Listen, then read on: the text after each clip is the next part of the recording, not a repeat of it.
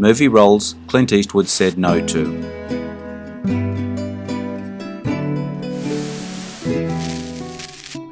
Clint Eastwood starred in many legendary films, from The Man with No Name to the Dirty Harry franchises. Today we will take a look at all the roles he declined. Some wise, others not so much.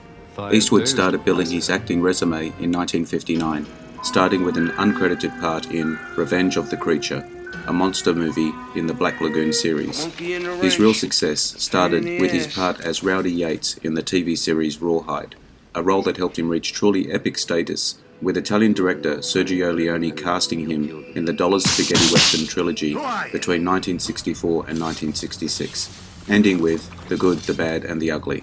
Westerns started waning in popularity in the 70s. Eastwood then found success in the growing crime drama genre with the Dirty Harry franchise, and still going with many acclaimed films. If you enjoy this video, hit the notification button to get my new videos. If you want to check out my many other videos, head over to my channel. The link is in the description. Let's get into it in no particular order. You're a good father. You don't have to prove you loved him.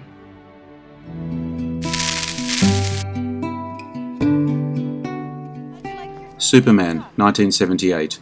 The most memorable and beloved Superman is arguably Christopher Reeves, from the 1970s series. However, Clint Eastwood was seriously considered for the role. Eastwood turned down Superman as he preferred to play characters more based in reality, considered for the role mainly based on his A-list status, as other popular stars at the time. There were many choices on the table before the part went to Reeves. Even Muhammad Ali was in talks to become Superman, as revealed by producer Ilya Salkind in the commentary for the updated 40th anniversary Superman edition. Eastwood turning down the role is probably the right choice, considering the performance Reeves delivers. Eastwood would have undoubtedly performed well in the role. The harder persona he exemplifies would have perhaps become forever affected if he played such a heroic role like Superman.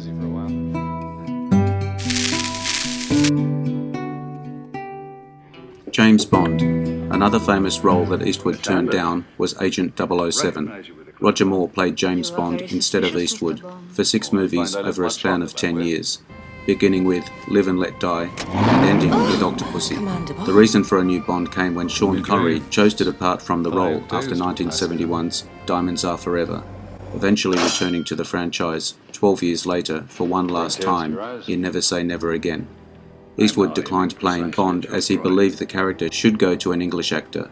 He further stated that the role was somebody else's gig. That's Sean's deal. It didn't feel right for me to be doing it. Such a delicate touch. Sheer magnetism. Captain Benjamin Willard, Apocalypse Now.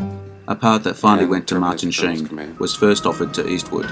Inspired by the novel Heart of Darkness by Joseph Conrad, Francis Ford Coppola's Apocalypse Now follows Captain Benjamin Willard through Vietnam on a mission to assassinate Marlon Brando's Colonel Walter Kurtz after he goes rogue. Clint Eastwood turned the role down because of the demanding 4-month shooting schedule in the Philippines, and also expressed wariness with the role, telling Coppola that he didn't understand this show too much. Despite reading Heart of Darkness himself, the role didn't immediately go to Sheen, however. Coppola fired Harvey Keitel as Willard because of his character's interpretation before making his final choice.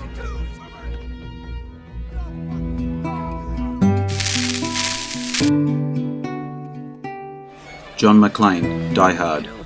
Clint Eastwood was heavily involved with Die Hard. He even owned the movie rights to Nothing Lasts Forever, Roderick Thorpe's 1979 novel that Die Hard was based on. Eastwood was set to star as John McClane before the role went to Bruce Willis, known for his comedic part in the TV show Moonlighting.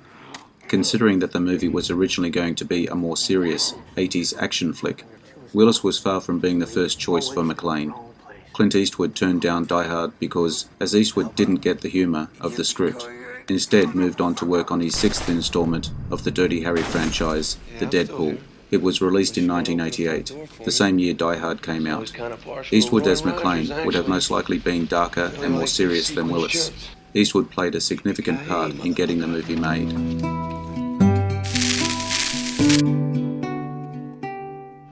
Harmonica, Once Upon a Time in the West.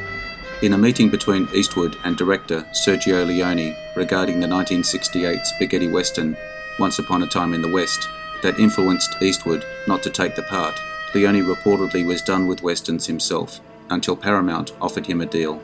The role of harmonica, meant for Eastwood, eventually went to Charles Bronson, who played opposite Henry Fonda.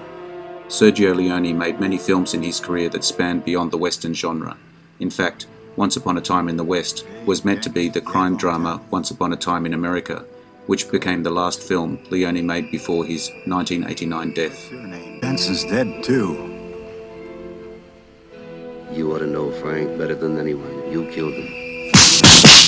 Who are you? Agent K, Men in Black. Agent K in the sci-fi franchise Men in Black almost went to Eastwood. Director Barry Sonnenfeld met with Tommy Lee Jones and found him to be a better choice. It's probably for the best that Jones accepted the role, considering the strong on-screen chemistry Jones had with Will Smith's Agent J. Mikey? Ja, man inte hejsta kopströbe. Kamparna Jacksha, huh? Mikey, when they let you out. What do you make of that? I found it in the pocket of my coat. Weird, huh? Yeah, you're smiling. Is that deneuralizer thing the only one? Only official one. Plans leaked out on the internet a few years ago. Computer, internet. Rick Deckard, Blade Runner. Ridley Scott's movie cuts suggest that Blade Runner's Rick Deckard may have been a replicant. Clint Eastwood was not Rick Deckard, despite being considered for the role, based on Philip K. Dick's novel, Do Androids Dream of Electric Sheep? Blade Runner cemented the cyberpunk future noir style into popularity, making Ridley Scott one of the most influential sci-fi directors of this generation. Eastwood's cool, gritty style paired with his success in crime dramas would have made him a great Deckard had the role gone to him instead of Harrison Ford. It's too bad she won't live. But then again, who does? Graham Hess, Signs. M. Night Shyamalan almost cast Clint Eastwood in Mel Gibson's role for the 2002 sci-fi horror Signs. Gibson plays the priest Graham Hess, who was originally written to be an older character, explaining why the 72-year-old Eastwood was offered the role before turning it down. Paul Newman was also considered for Gibson's role, but also turned it down.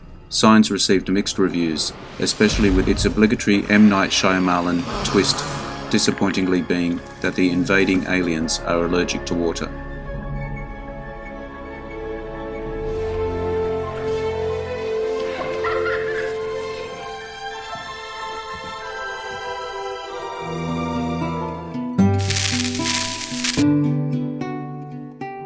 Hank Deerfield in The Valley of Elah. The character of Hank Deerfield in 2007's crime drama In the Valley of Elah was offered to Clint Eastwood. Like Men in Black, this part also went to Tommy Lee Jones. Eastwood had a working relationship with In the Valley of Elah's writer-director Paul Haggis, who 3 years prior wrote Eastwood's Best Picture-winning drama $1 Million Baby. While Clint Eastwood declined the role, Haggis reports that Eastwood was instrumental in getting The Valley of Elah made.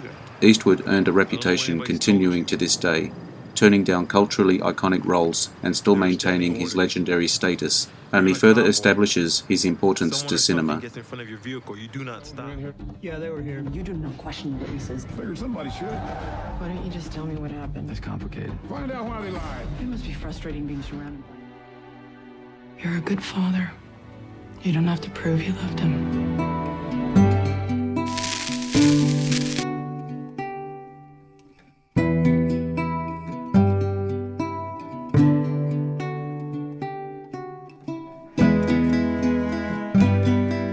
I hope you enjoyed the video. Let me know what you think in the comments.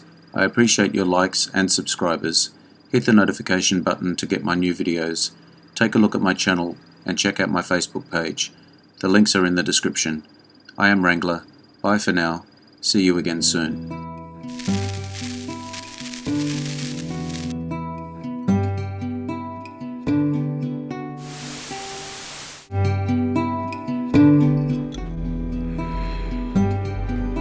Interesting facts about famous people.